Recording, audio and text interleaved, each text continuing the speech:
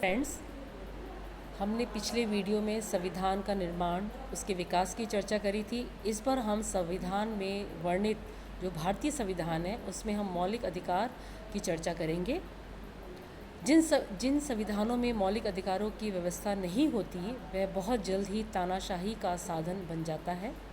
अतः यह राज्य शक्ति पर संविधान के नियंत्रण के द्वारा व्यक्ति की मूलभूत स्वतंत्रताओं की सुरक्षा करता है। मौलिक अधिकार का जो वर्णन है वो हमारे संविधान के भाग 3 अनुच्छेद 12 से 35 में वर्णित किया गया है। और ये जो भारतीय संविधान में मौलिक अधिकार हैं ये अमेरिका के संविधान से लिया गया है। मौलिक अधिकार एक अनिवार्य है, इसके कारण संविधान के नागरिकों को ये प्रदान किए गए हैं। ये अधिकार व्यक्ति के मानसिक, भौतिक और नैतिक विकास के लिए आवश्यक है। इसलिए संविधान में नागरिकों के जीवन यापन करने के लिए मौलिक अधिकार प्रदत्त किए गए हैं। कुछ मौलिक अधिकार हैं जिसमें मैंने डायग्राम्स के आधार पर बताया है कि जो मौलिक अधिकार हैं वो हमारे यहाँ पे 6 हैं। पहले ये 7 थे और ये जो 6 अधिकार हैं ये समानता का अधिकार, स्वतंत्रता का अधिकार, शोषण के विरुद्ध अधिकार, धार्मिक स्वतंत्रता का अधिकार, संस्कृति और शिक्षा संबंधी अधिकार और संवैधानिक उपचारों का अधिकार ये वर्णित किए गए हैं।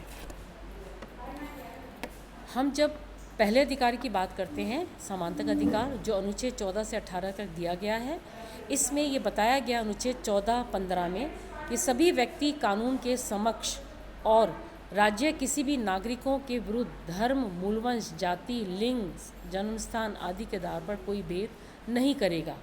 वो सबके साथ समान है। बालकों और स्त्रियों की स्वाभाविक प्रवृत्ति को ध्यान में रखकर उनके संरक्षण के लिए भी अनुच्छेद का वर्णन किया गया है, जो अनुच्छेद 12 और 3 के तहत अधिकार दिए गए हैं। अनुच्छेद 15-16 इसके अनुसार राज्य सामाजिक और शैक्षणिक दृष्टि से SC/ST के लिए विशेष प्रावधान कर सकता है। 16(3) के अनुसार किसी क्षेत्र में नौकरी देने के लिए निवास संबंधी शर्त लगाई जा सकती है। और अनुच्छेद 17 के अनुसार अस्पृश्यता यानी छुआछूत का अंत किया गया है। संसद ने अस्पृश्यता जो अपराध अधिनियम है वो 1955 के तहत दंडनीय माना गया है। अब हम तीसरे अधिकार में आते हैं, तो वो है इससे पहले स्वतंत्रता का अधिकार, जिसका वर्णन अनुच्छेद 19 से 22 तक किया गया है। अनुच्छेद 19 के अनुसार नागरिकों को 6 प्रकार की स्वतंत्रताएं दी गई हैं, जिनके मैं केवल नाम देती हूँ और बाकी सब जो इसका वर्णन है वो हमारे इसमें किया गया है PPT में। इसमें प्रमुख रूप से है भाषण और विचार अभिव्यक्ति करने की स्वतंत्रता, जिसमें प्रेस को अभिव्यक्ति की स्वतंत्रता दी गई है। हम जब आगे वर्णन करते हैं तो आगे वर्णन के अनुसार शांतिपूर्ण बिना हथियारों के नागरिकों को सम्मेलन करने और जुलूस निकालने का अधिकार है। और राज्यों की सार्वजनिक सुरक्षा और शांति व्यवस्था के हित में इस स्वतंत्रता को कुछ हद तक सीमित भी किया गया है। तीसरा जो अधिकार आता है वो है शोषण के विरुद्ध अधिकार, जिसका वर्णन अनुच्छेद 23 से 24 किया गया है। इसमें मानव व्यापार, हठपूर्वक श्रम पर, जिसमें हम बलपूर्वक श्रम बालों से करवाए जाते हैं, उन पर प्रतिबंध लगाया गया है। लेकिन राज्य सार्वजनिक उद्देश्यों के लिए सार्वजनिक सेवा या श्रम योजना लागू कर सकती है। राज्य सेवा में धर्म, मूलवंश, जाति, वर्ग के आधार पर कोई भेदभाव नहीं करेगी। बंधुआ जो मजदूर हैं उनको समाप्त करने के लिए 1975 में बंधुआ मजदूरी अधिनियम भी पारित किया गया था। अब हम जो नेक्स्ट आते हैं वो अधिकारों की बात करेंगे, वो है धार्मिक स्वतंत्रता का अधिकार, जिसका वर्णन 25 से 28 अनुच्छेद किया गया है। अनुच्छेद 25 के अनुसार देश के प्रत्येक नागरिक को किसी भी धर्म को मानने, आचरण करने और प्रचार करने का अधिकार है। वह किसी भी धर्म को अपना सकता है, धर्म परिवर्तन कर सकता है, यह उसके अधिकार क्षेत्र में आता है। क्योंकि अनुच्छेद 26 में कहा गया है कि धार्मिक प्रयोजन के लिए संस्था बनाने, पोषण करने, धार्मिक कार्यों के प्रबंध के लिए संपत्ति अर्जित करने का अधिकार भी है। इसके बाद हम जो चर्चा करेंगे वो करेंगे संस्कृति और शिक्षा संबंधी अधिकार, जिसका वर्णन 29 से 30 तक किया गया है। इसमें देश के प्रत्येक नागरिक को अपनी भाषाएं, लिपि या संस्कृति को सुरक्षित रखने का पूर्ण अधिकार है। राज्य द्वारा आर्थिक सहायता प्राप्त शिक्षण संस्था में किसी भी नागरिक को धर्म व मूल वंश व जाति और भाषा आदि के आधार पर प्रवेश लेने से वंचित नहीं किया जा सकता। अनुच्छेद 30 में ये स्पष्ट कहा गया है कि धर्म भाषा पर आधारित सभी अल्पसंख्यक वर्गों को अपनी पसंद की शिक्षण संस्थाओं की स्थापना करने और प्रशासन का अधिकार रहेगा।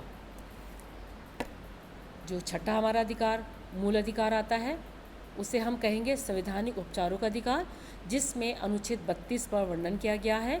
इसके अनुसार मौलिक अधिकारों के लिए प्रभावी कार्यवाहियाँ न्यायालय के द्वारा करवाई जाएंगी। इस अधिकार के तहत यदि किसी व्यक्ति के मौलिक अधिकार का उल्लंघन होता है तो सीधे सर्वोच्च न्यायालय भी जा सकते हैं। अनुच्छेद 32 के तहत सर्वोच्च न्यायालय को और अनुच्छेद 266 के तहत उच्च न्यायालय को मौलिक अधिकारों के संरक्षण हेतु 5 रिटें दायर करने का अधिकार दिया गया है।